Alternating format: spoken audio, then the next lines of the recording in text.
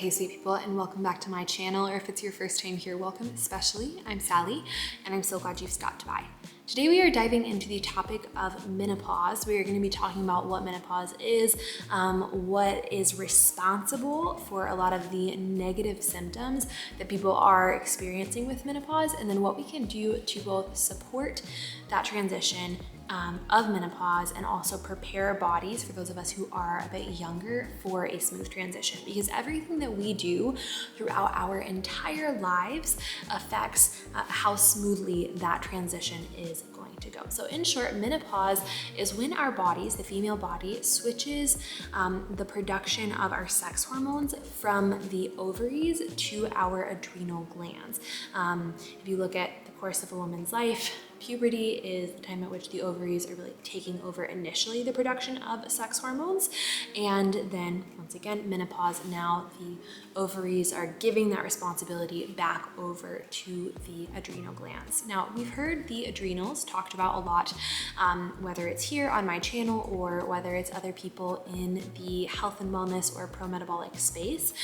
You may be familiar with the term adrenal fatigue, or with the kind of terminology of the HPA, or hypothalamic pituitary axis, and that being overburdened. So what exactly is that, and how does that play into menopause? So our adrenals are responsible for the production of stress hormones as well. So think cortisol, epinephrine, neoepinephrine, and they are greatly affected by blood sugar. Anything stressful is going to impact the adrenals, anything that elicits a stress response, but blood sugar regulation is massively responsible for whether or not there is chronic stress in one's body. So we talked before about the blood sugar roller coaster. I'm going to link my video on that specifically down below.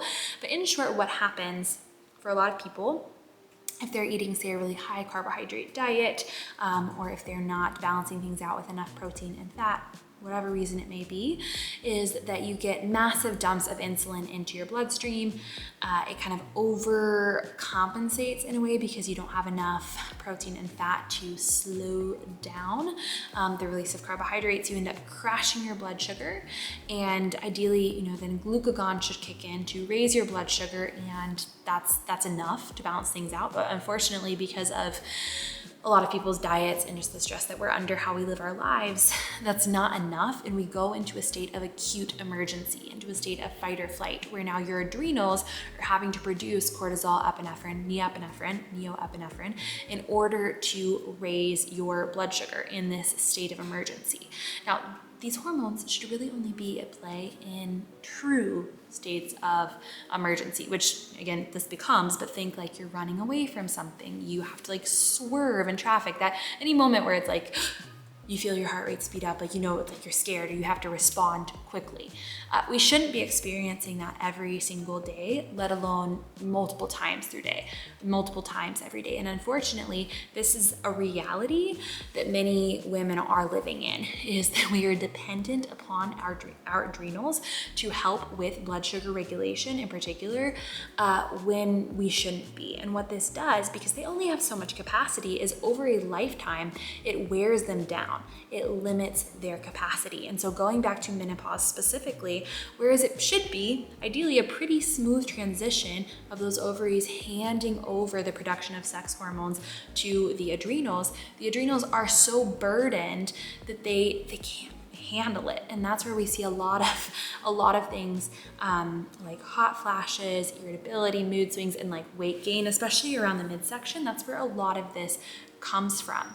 And it's important in understanding why this happens to recognize that anything that is happening with our adrenals is going to affect hormonal systems all the way throughout the rest of our body. Let's talk about the thyroid, for instance. I have another video that dives into the thyroid, also that will be linked below.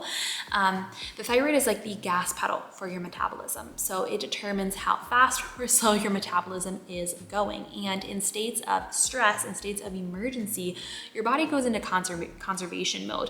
Only logically, like it makes sense, your body's being told, okay, we need to handle this threat. We don't have time to give resources to other things. And your metabolism in turn responds by slowing down, conserving. It's like it's milking the resources as much as it possibly can. However, this is not good for overall health. It's good in a state of emergency, but it's not where we want to live. And because of all of a sudden the responsibility now of the adrenals to take over the production of those sex hormones, they have even more of a burden placed on them. Oftentimes that's going to affect then the thyroid and slow down the metabolism, and that's a big contributor to when people are seeing like that weight gain around the midsection. And this can be said about just about any other symptom, whether it's the thyroid, whether it's more directly related to those sex hormones, you're going to see chaos. And unfortunately, unless we are doing a really good job of reducing the burden on our adrenals throughout our lifetimes up before menopause, we can't, completely reverse essentially these symptoms, or completely eliminate them. It's going to be a lot harder. But what we can do at the time of menopause is really, really focus in on the things that we know are going to help support healthy adrenals, help support a healthy thyroid. And I want to talk specifically here about blood sugar regulation now, and what's really helpful for some women, and what might help you. So oftentimes people are actually going to become more sensitive to carbohydrates.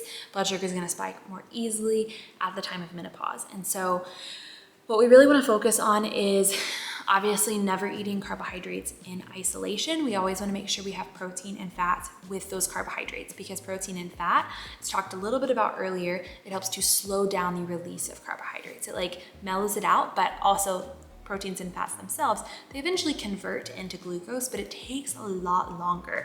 And so if your body releases a bunch of insulin, it provides a more steady and slower stream to prevent down, up, and then needing to get the adrenals involved to address that state of emergency that ensues if we're just having carbohydrates. Oftentimes also people might need to actually reduce their carbohydrate intake a little bit. I'm not one to recommend a low carb, no carb, or a keto diet or anything like that. So please don't take it to that extreme. But what I would say is that for many people, you might need to mess with your ratios. So eat more protein and fat relative to the amount of carbohydrates you are eating. You can, work with a practitioner if you want to figure out exactly what would be best for you, exactly what that looks like, because it is bio-individual. But just recognizing it might mean cutting down on your carbohydrate intake a little bit. And then also just managing stress as a whole is going to be really important. So making sure that you are taking time to take care of yourself, to create space in your life, to just breathe and just slow down. We don't want to be just layering things in, adding a ton of things in, and overcomplicating life. I think sometimes one of the best things we can do to address stress is actually think of what can we take out, how can we slow down, and how can we create more space for ourselves. So also doing things like prioritizing light in the mornings, getting outside first thing in the morning. Being exposed to natural sunlight is going to help with hormone production, going to help with circadian rhythm, which has big impacts on stress, and that can help keep you a little bit more regulated. But as a whole, I'd say that blood sugar piece is going to be one of the biggest things, and also that leads me to touching on intermittent fasting. So I know a lot of people actually find intermittent fasting when they are, at the age of menopause, because maybe it's having a short-term effect on their hormones, or it makes it a little bit easier to eat less, which in turn puts them into a caloric deficit and helps them to lose weight. But I would say this is really just a short-term fix for a much deeper issue, and it can lead to serious blood sugar regulation repercussions down the road. It's elevating those stress hormones in the morning, which is putting more of a burden on your adrenals, which will only ultimately exacerbate the effect on your thyroid, the effect on your metabolism as a whole, and everything else that follows. So I'm just gonna stop here. I'm gonna say if you have specific questions, please leave them down below, and I can definitely consider doing a part 2. I know this is more of a fluid conversation because there are a lot of moving parts, but the main takeaways are that menopause is when your ovaries are handing the production of sex hormones over to your adrenals. When we see those negative symptoms, it generally has to do with the adrenals being overburdened over the course of one's lifetime and unable then to smoothly take over the production of those sex hormones. You're seeing, levels plummet. You're seeing them like very wildly. Estrogen dominance definitely plays in, but it's bumpy. It's not a smooth transition. Blood sugar regulation is a massive contributor to this, and it's something that by focusing on blood sugar regulation, adjusting your macronutrient needs accordingly can really be helpful at the time of menopause to manage symptoms. And then of course we just want to be focusing on stressors as a whole, how we're managing stress, how we're making space for ourselves, and taking care of your bodies in this general time of transition. So again, questions down below, comments, concerns as well. I appreciate you being here. Until next time, bye y'all.